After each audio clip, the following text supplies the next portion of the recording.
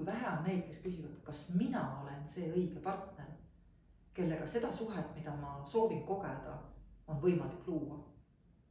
Kas mina olen täna see, kes oskab näha maailma positiivselt, kes on oma oskuseid lahendada konflikte viisil, mis on koosmeeles ja toetab arengut, mitte mina versus sina, vaid meie versus probleem. Kas meil on oskus taastada ühendust ja usaldust, kui see kaotsi läheb?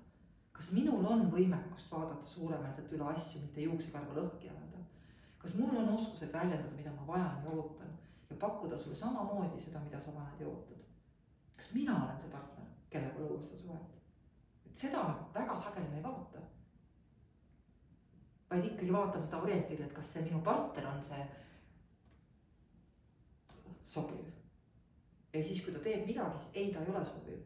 Võib-olla meil on vaja õppida koos, teha midagi teistmoodi, et me saaksime olla selles suhtes, mis on tähtis meile mõlemad.